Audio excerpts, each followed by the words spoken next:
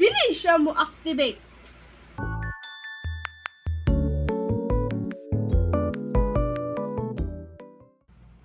Good morning, afternoon, and evening, everyone. So we all have goals, right? You have long-term goals, career goals, financial goals, and school goals. Normally, people would write them down. But for me, I decided that I'm gonna show them to the whole world. So, today we're going to talk about my school goals for school year 2025 to 2026. Goals I want to achieve. I am currently studying in Xavier in the Philippines and I am going to be starting my grade 9. My first goal is to be socially active because first off, I'm an introvert and I mostly don't interact with anyone. Do you see this kid? That kid is me, eating lunch alone. But honestly, I prefer to eat lunch because I mostly have activities that I have to do and I'm not really much of a talker. Oh my.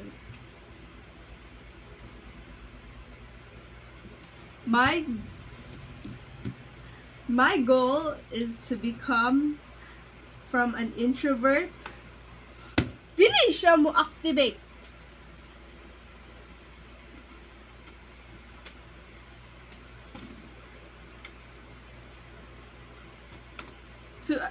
My goal is to become an introvert to an extrovert. And now, this may sound, I don't know, funny, but I want to be friendly, a quick thinker, helpful, and fun. My next goal is to have friends. Because surprisingly, I have a few friends that I interact with. This is me in grade 7, and this is me in grade 8. But I was happy. But I was happy because I don't really like to communicate much, which is something I really need to work with. So yeah, my next goal is to become president of my class. Why? Matters Awards, which are awards that only a few students can get.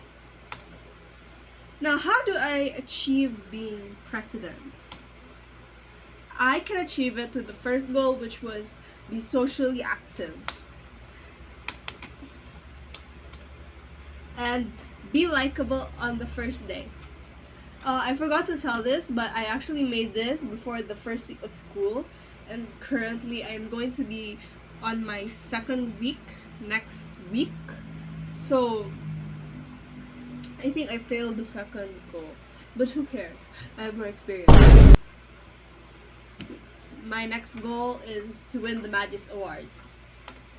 Now, what is the Magis Awards? Basically, the Magis Awards is when a student is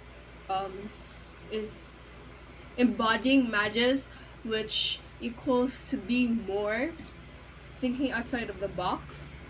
Magis is actually an acronym, and it is the mission of our school.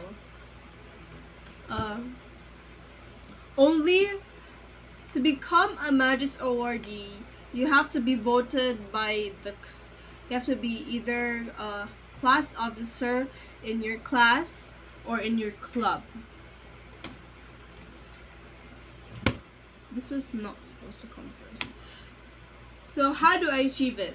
You have to be very perfect, just like this child, because when you are voted to become a Magis awardee, the teachers will be the ones who will check your grades. So basically, you have to, I think, have grades. I don't know if it's above 80 or 90.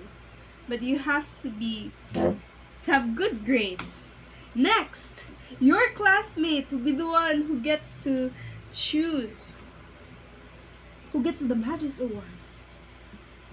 Your classmates will be the ones who will vote who will be the Magis awardees. And it has to be 50% of the class, which is very sad for me. And oh wait, aside from classmates, it also has to be your club members. Next, only class officers will be able to become Magis awardees, which is very unfortunate. And oh, and lastly, wait, yeah, do more, be more. My next goal. I thought I remember one. Okay, this is not the last. My next goal is to be first honor, or be the highest honor, or get a gold medal. So I was second honor for pretty much not only grade 7 to grade 8.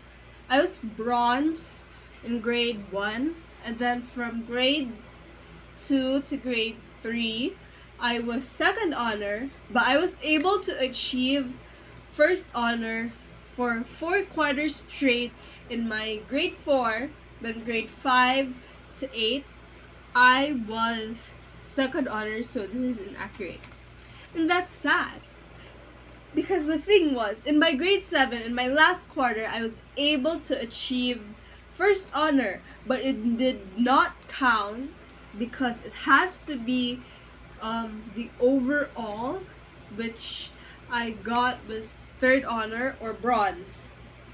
Now, how do I achieve this? Grades. Basically, I have to get at least 97 above in most of my grades, because the grades by first honor is 95. And that may seem very easy to achieve, but this is high school. In high school, it gets harder.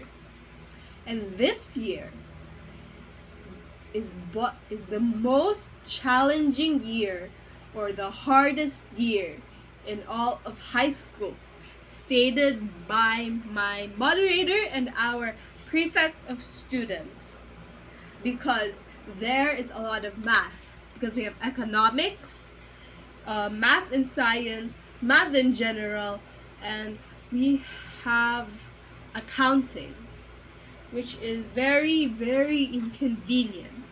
And the thing is, that wouldn't really be difficult for me because I am a Kumon student, which means I have gotten a lot of experience.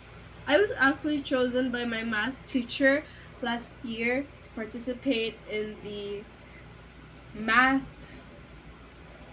I don't know, but like a math contest.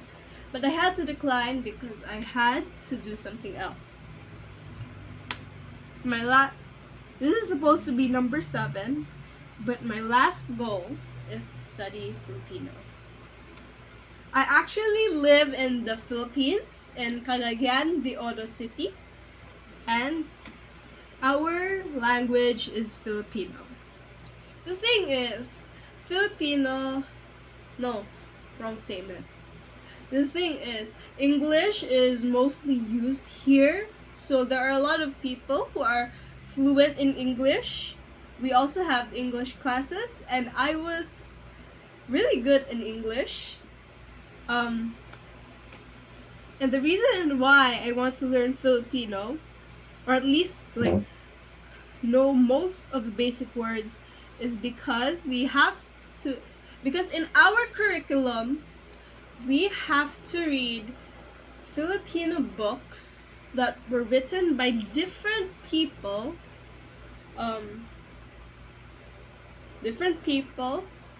who fought against the Spaniards in their colonization.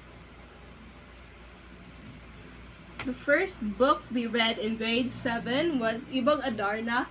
I forgot what the actual name of the author was, or the may akda, but his like pseudonym, I guess, was Hoseng Sisu, because you have to pay him with a sisiu or a chick. The second book we read is Florante at Laura, which isn't actually the full title.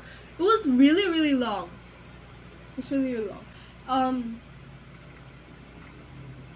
I actually forgot his name.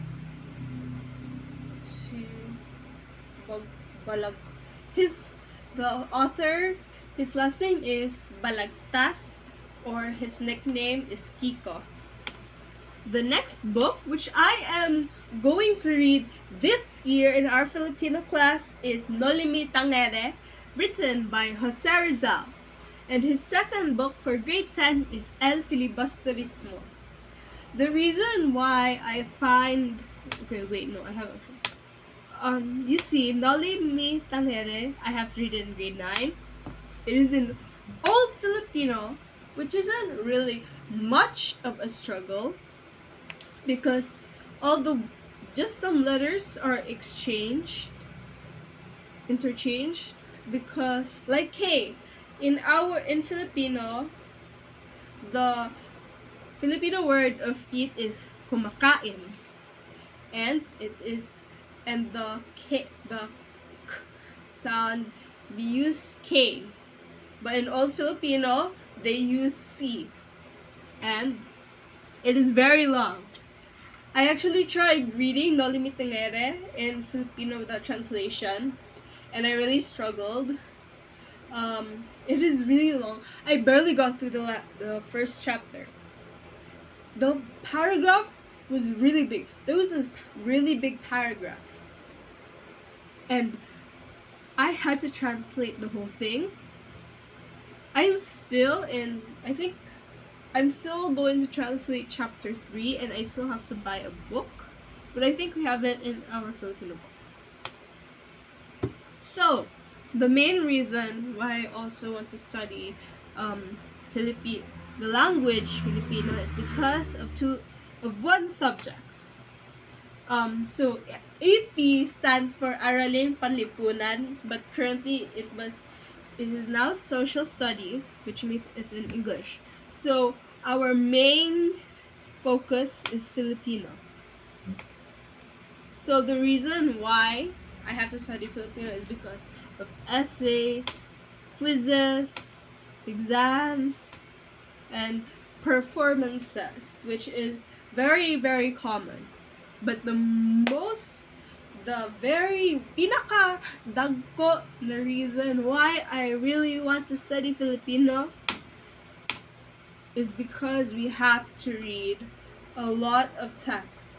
And the thing is, in our final exam, we have to read a story or an article. And the problem is, if you're not really familiar with the language, you will really struggle, because there are a lot of words you won't be able to understand. I actually not barely got through, but I struggled a lot because I couldn't really understand the language, but somehow I got 3.5 out of 4 in my essays. So thank you, sir, for giving me that high score. Thank you very much for watching. I hope you enjoyed watching me fumble through my words and struggling to operate this. And I hope that you will also have school goals that you will be able to achieve